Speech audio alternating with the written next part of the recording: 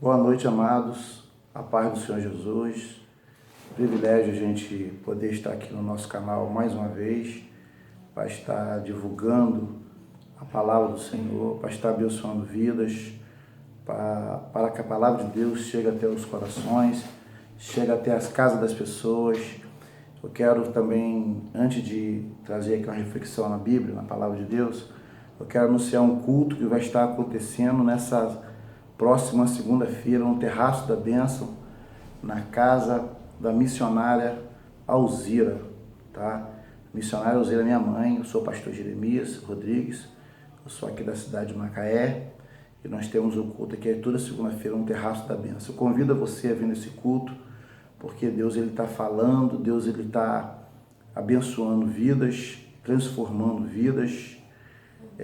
A Bíblia fala para nós que há uma festa no céu quando um pecador se arrepende. A Bíblia fala que existe um regozijo no céu quando um pecador se arrepende. Então, eu convido você a estar com a gente nessa próxima segunda-feira, que Deus certamente vai falar ao teu coração. Quero deixar uma reflexão para os irmãos, que está em 2 Samuel, capítulo 23, versículo 11 e 12, que diz assim: Depois dele, Samar, filho de Agé, o Ararita, quando os filisteus se ajuntaram em Leir, onde havia um pedaço de terra cheio de lentilhas, e o povo fugia de diante dos filisteus. Pôs-se Samar no meio daquele terreno e defendeu-o, e feriu os filisteus, e o Senhor efetuou grande livramento. Esse texto que eu li aqui, de 2 Samuel 23, do 11 ao 12, fala sobre os valentes de Davi. Menciona aqui alguns valentes de Davi. E esse homem aqui, Samar, ele entrou nesse relato bíblico, colocando também ele como um valente de Davi. E é tão interessante essa passagem, que ela não é grande, é uma passagem pequena, mas de grande profundidade, de grande sentido e de grande aplicabilidade para nossas vidas. O texto fala de um homem que se colocou no meio de um campo de lentilha, num terreno, e os filisteus vieram, muitas pessoas fugiram, mas ele ficou naquele terreno, no meio daquele terreno, ele lutou com muita eficácia, ele lutou com muito empenho, e o texto fala que o Senhor deu grande livramento. Esse campo de lentilha, eu quero aplicar ele como sendo a nossa família, porque o campo de lentilha era algo que ele priorizava, que ele tinha como principal, como importante na vida dele. O campo de lentilha certamente era algo para a sua sobrevivência, né? Para ele poder tirar dali e sobreviver daquilo ali. Então ele tinha aquilo ali como algo muito importante, precioso. E uma coisa que é preciosa para nós, que eu costumo dizer, a coisa principal nas nossas vidas, o penhor que nós temos aqui embaixo, nessa terra, para ser cuidado e zelado. Primeiro, a igreja. Segundo, a nossa família. Primeiro, Deus. Segundo, a nossa família. E terceiro, a igreja. Então a gente vê que está nessa escala: Deus, família e igreja. Então nós temos que priorizar a nossa família. A sua família, meu querido, ela é importantíssima. Deus foi que criou e projetou a família. Deus falou na sua palavra: façamos o homem a nossa imagem semelhante, mas depois ele falou, o homem estará junto com a tua esposa e serão os dois uma só carne. Então a gente vê aqui a importância da criação da família. Em Deus, então, antes de até fazer a igreja, ele fez família. Antes de constituir a igreja aqui na terra, ele constituiu a família. A família, meu querido, ela é principal. Todo o governo, os sociólogos, psicólogos, todo mundo tem a família como uma base, como um núcleo de uma sociedade. É na família que você educa seus filhos, é na família que que os seus filhos ele faz as suas escolhas, seja de profissão, seja de formação e tantas outras coisas, por causa do núcleo da família. O próprio Jesus Cristo, em Lucas 2, Lucas capítulo 2, versículos 51 e 52, fala que ele crescia na graça, tanto no conhecimento diante dos homens, e crescia na graça também diante de Deus, porque Jesus Cristo, ele foi criado num contexto, num núcleo familiar, que era José e Maria. Jesus Cristo, quando criança, ele teve uma infância como qualquer criança, de repente brincando, fazendo as suas rebeldias, as suas birras, como qualquer criança. Mas Jesus Cristo, ele foi criado em um núcleo familiar. Ele foi criado por pais e mães que temiam e que serviam ao Senhor. Por isso que ele nasceu no ventre de Maria. Uma mulher virgem, mas uma mulher que tinha um temor ao Senhor, tanto ela e José, o seu esposo. Então a gente vê qual a importância que tem da família. Então eu quero aplicar a família nesse texto. Esse texto fala para nós que esse homem, no versículo 12, ele se colocou no meio, né? Primeiro ele priorizava, a gente vê que tinha como prioridade esse campo de lentilha. E nós precisamos priorizar a nossa família, ter a nossa família como prioridade. E outra coisa que eu vejo aqui, que ele fala que ele se colocou no meio do campo de lentilha. Ele não se colocou à parte, ele não se colocou do lado, ele não se colocou à margem, mas ele se colocou no meio. Quem defende a sua família, quem prioriza a sua família, ele se envolve com a sua família. Ele entra no meio da família. Ele luta pela família. Ele está envolvido no contexto dos problemas. Ele está envolvido nos contextos das lutas que vive a família. Ele se coloca no meio, porque no meio é que você está perto. No meio é que você escuta. No meio é que você vê as coisas acontecendo. No meio é que você vê o desânimo chegando na casa. No meio da casa é que você vê tantas coisas acontecendo. A gente precisa, meu querido, amado irmãos, nos colocar no meio da nossa família, ter a nossa família como prioridade e estar realmente no centro da nossa família, no sentido de você estar atento ao que está acontecendo, o que está para acontecer, as coisas que estão se falando, as tendências que estão chegando, as coisas que se falam, o que entra em casa, o que sai dentro de casa. Você precisa se colocar no meio da sua família. Para defender a família, nós precisamos centralizar a nossa vida na nossa família.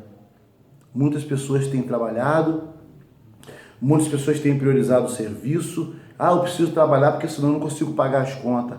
Eu sei disso. Eu preciso trabalhar porque senão eu não consigo manter a minha casa, manter a minha vida. Eu preciso trabalhar, eu preciso lutar para dar o melhor conforto para a minha família. Mas mesmo assim, com toda a luta, com toda a dificuldade, com toda a responsabilidade que você tem sobre a tua casa, mas você tem que estar envolvido no contexto da sua família. Você tem que estar parte daquilo que está acontecendo.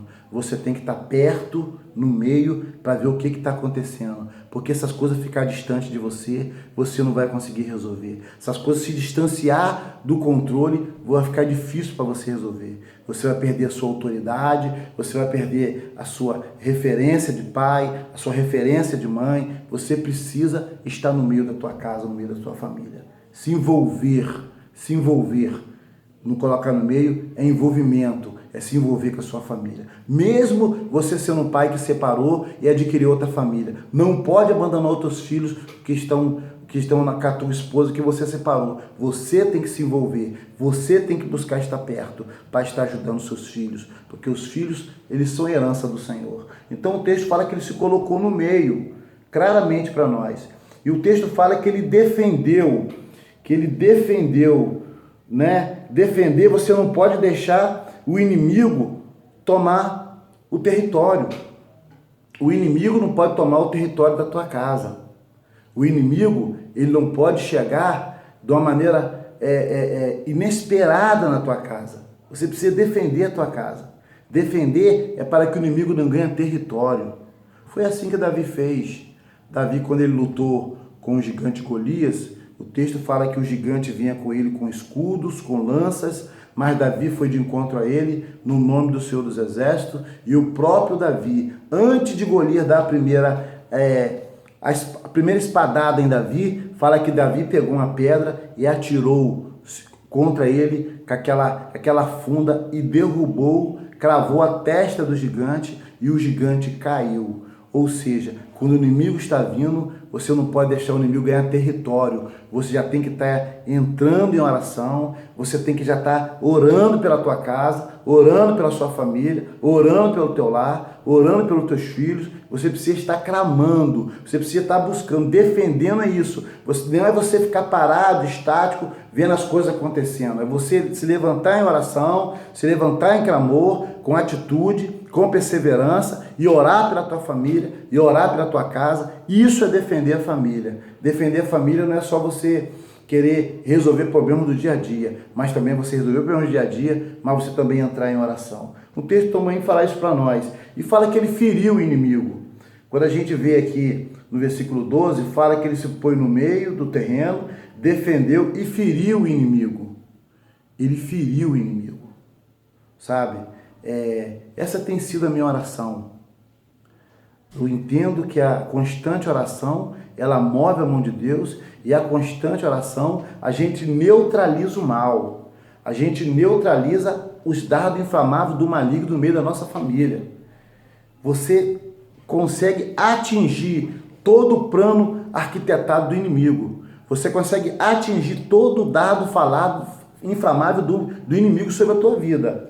Então fala que o Senhor efetuou grande livramento. O Senhor quer dar livramento à nossa casa. O Senhor quer dar livramento aos nossos filhos. O Senhor quer dar livramento à nossa família. Mas parte de mim e de você se colocar em posição de batalha pela nossa família. Se pode se colocar em posição de guerra pela nossa família. Se colocar em posição de oração pelos nossos filhos, pelos nossos esposos e esposa. Se colocar na presença de Deus e falar assim, eu estou aqui no meio, eu não abro mão da minha família, e levantar em oração, porque o Senhor quer dar grande livramento a partir do seu posicionamento na tua casa. A partir da tua oração, da tua intercessão, da tua busca diante de Deus pelos teus filhos e filhas. Deus efetua grande livramento na tua família. Eu sei que você está passando luta na tua casa, passando dificuldade no meio da sua família. Mas o Senhor não quer que você desista da sua casa, não. Se você não gravar nada dessa mensagem, grava isso. O Senhor não quer que você desista da sua família. A sua família foi Deus que colocou nas suas mãos para você cuidar. Você tem responsabilidade sobre a sua família. Você tem responsabilidade sobre os teus filhos. O Senhor vai pelejar essas pelejas. O Senhor cuidará de vós. O Senhor abençoará você. Eu quero orar por você nesse instante. Antes de terminar o vídeo, eu quero estar orando por você. Querido amado Deus, soberano e eterno Pai. Pai do nosso Senhor e Salvador Jesus Cristo. Continua abençoando, Pai, cada casa, Pai, cada residência, Pai.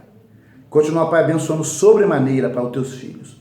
Entra com providência, Pai, em cada residência, em cada família, Senhor. Tira todo o mal, Pai. Tira toda a contenda, toda a discórdia, tudo que o inimigo tem semeado. Espírito mundanismo, espírito de facção, espírito de contenda, de briga dentro da casa, discussão no casamento, frieza conjugal. Que o Senhor possa estar repreendendo, Pai, toda a força maligna no seio da família. Que o Senhor possa estar abençoando lares nesta noite, entrando em lares nesta noite, abençoando filhos, abrindo porta para aquele que está desempregado, prosperando vidas, abençoando vidas, no nome de Jesus Cristo. Que em nome de Jesus Cristo, vidas possam ser abençoadas, guardadas, libertas, saradas pelo teu poder, no nome de Jesus Cristo, no nome de Jesus Cristo. Receba a paz, receba a bênção de Deus na tua família, no nome de Jesus.